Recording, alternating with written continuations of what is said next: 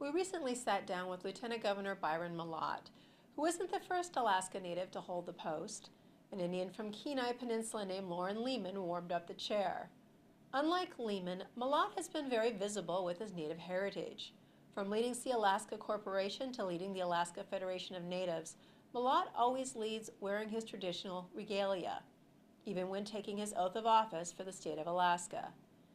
Ignorance is a word Mallott says like it tastes bitter, especially when people choose to be ignorant so they can stay secure in their negative feelings about those of other races. We all are probably far less informed than we should be of other races, other ethnicities. I think we consciously need to work at that. Mallott's mother's Tlingit clan of the Raven tribe's ancestral home is Yakutat. His father was active in local government. In fact, Mallott left college at 22 to take over the position of mayor of Yakutat after the passing of his father left the post open. Mallott learned many things from his parents, including what it feels like to be the target of racism. Which was real in my life, which influenced and impacted my mother's life in ways that I observed but can never know, as to how that affected her soul and her heart. Earlier this year, Mallott spoke publicly about the discrimination Emma experienced. Mallott said whenever she had to leave Yakutat to go to Juneau, Emma would cry because she didn't feel welcome and was disrespected. Emma was around when another Tlingit woman, Elizabeth Perodovich, testified for Alaska's Anti-Discrimination Act of 1945. We have come to a level of awareness in the state where overt racism is no longer acceptable. It's a legacy that we're the beneficiaries of. If there is lingering racism, and that's the way I would put it, in Alaska, it would never be overtly manifested. That person would be called crazy or nuts or completely out of tune with the reality of our world today. The shadow of racism chills Alaska still. In 2001, 3 teenagers combed the Anchorage streets with paintball guns, shooting unarmed natives. One victim stopped a passing police guard to report being shot and was arrested and charged with disorderly conduct, serving 10 days in jail. Historically, newcomers have failed to consider the rights of Alaska's Native people. Mostly white settlers had little regard for Natives' traditional way of life, including hunting and fishing for a living and governing themselves through ancient tribal systems. I think that there is certainly still misunderstanding and miscommunication about Native Alaskans, for example, both by Native Alaskans and of Native Alaskans.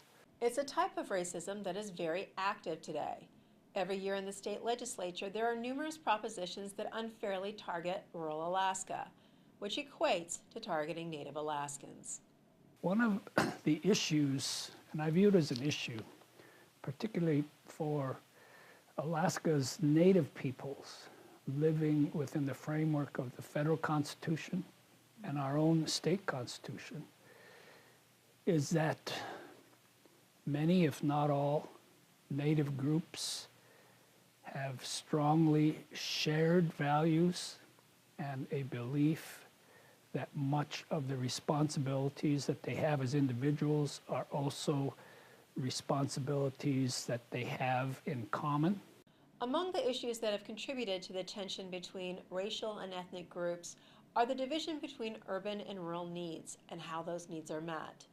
Access to natural resources enable a subsistence living, local control of resources through self-governing. The divide can be seen in education, employment, law enforcement, and it has a profound effect on their economic and social and cultural conditions of natives living in rural Alaska. We should always think in terms of being judged by history, not by what we achieved economically or by way of infrastructure or by way of anything material, but expect to be judged by history as what we were as people. In rural communities, needs go unmet, projects unfunded, and services not equitably delivered. The Alaska Federation of Natives has identified the urban-rural divide as one of the most critical influences affecting the social, economic, and political status of Alaska Natives today. The other things that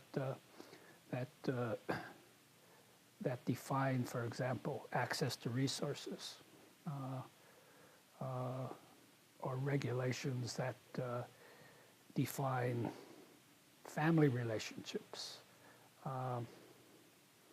can be a source of modest, sometimes significant tension. And being able to accommodate that, being able to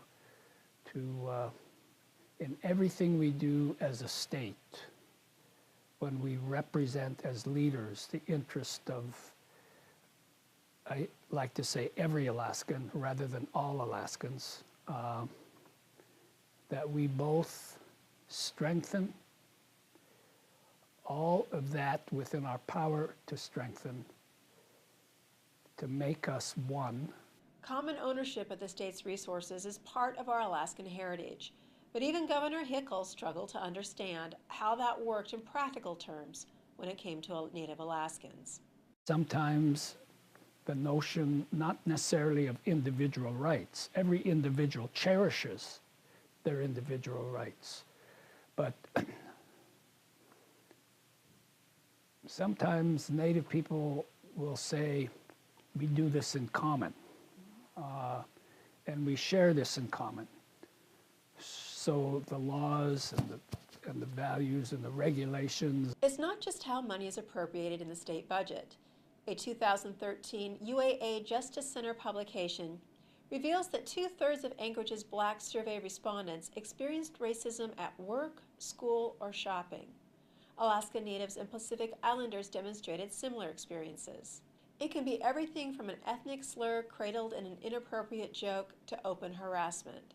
However it appears, it's not okay. That we use all in our power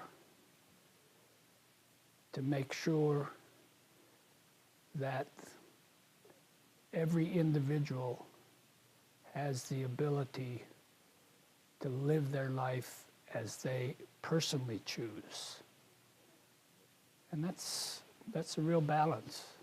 It's a challenge that all Alaskans can embrace, and the drastic change that has occurred since his mother experienced discrimination in Juneau and is taking over the 3rd floor in the state capitol has given Mallott a unique first-hand perspective on the art of the possible. While racism isn't against the law, discrimination is. And as Alaskans, we get to decide what is an acceptable social norm in our state. Reporting from Juneau, I'm Dorene Lorenz.